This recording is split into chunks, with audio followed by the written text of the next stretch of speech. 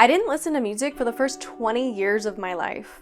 Or rather, it was extremely rare. I vividly remember the moments where I actually chose to put on music, like listening to Britney Spears on a boombox in my garage when I was like 4, or listening to No Doubt when I was 7 and dancing in the dining room, or when I got my driver's license and I listened to Michael Jackson the first time I drove my car alone. But other than some very specific moments where I set a very specific intention to play music, I never listened to music.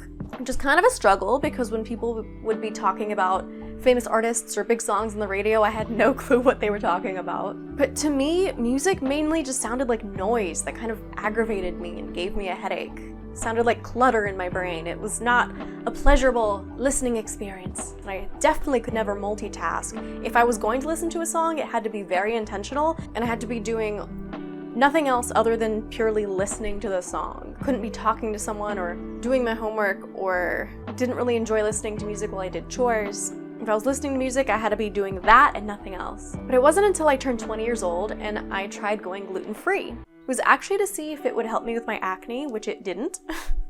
But it did help me with a bunch of other health issues that I had as a result of my fibromyalgia. I didn't realize that I had a constant low-grade headache my entire life until it went away. And I was like, what is this piece in my head? I don't understand. I also had extremely severe chronic fatigue, which greatly reduced when I went gluten-free, and very severe suicidal depression that also probably lightened up by like 85%. Now, going gluten-free didn't 100% heal me, and I'm still dealing with some issues due to fibromyalgia, but going gluten-free definitely helped immensely and changed my life in innumerable number of ways. Innumerable number? In an innumerable amount of ways. One of which being, suddenly, music didn't sound like aggravating noise anymore. Instead, it could transport me into this world of emotion that I could get lost in, and make even the most mundane of tasks more interesting. And I finally understood why some people say that music is their entire world and their meaning in life and how they couldn't be happy without it. I did not understand that mindset at all before. I didn't get it. I did not get it. But I get it now. I get why people are so deeply passionate about music. Obviously, I think most of you watching this probably understand. I also learned that I love to sing, and that a day isn't complete if I haven't sang at least once. Much to the dismay of my neighbors, because I love singing at the top of my lungs. I didn't say that I was good at it. I just said that I love to do it. And I'm not bad. I'm okay. Okay? I'm okay. Okay? But my neighbors would probably beg to differ. Just saying. I don't regret not listening to music for the first 20 years of my life. You know, I didn't really know any different.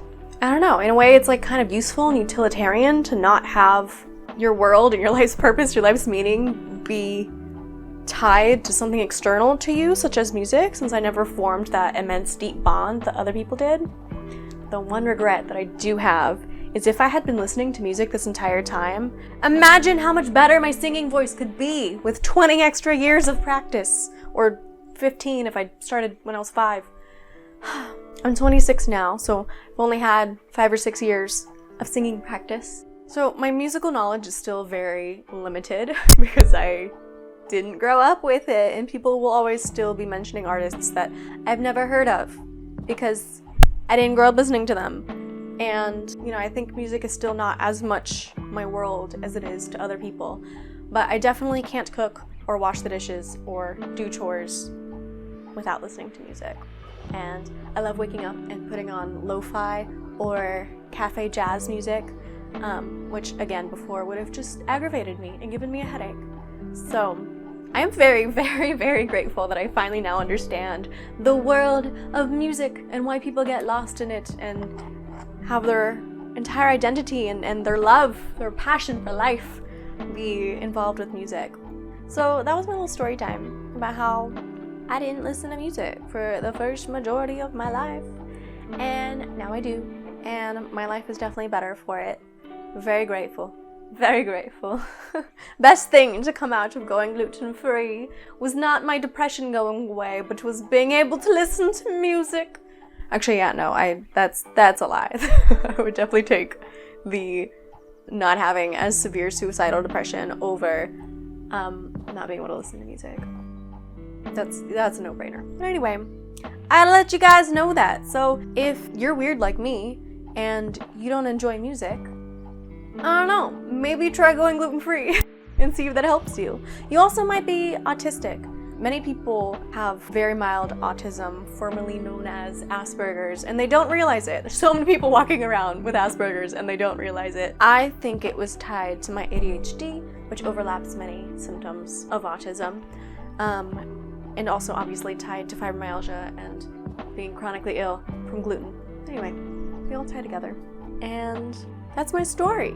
You're welcome. I had to let you know because I like making videos about mental and physical well-being. Anything related to well-being is my passion in life, even more so than music. If you want to learn more about topics related to well-being, then subscribe to my channel. But either way, even if you don't, I still love you. I send you all my love, all the love in the universe. Love you so much.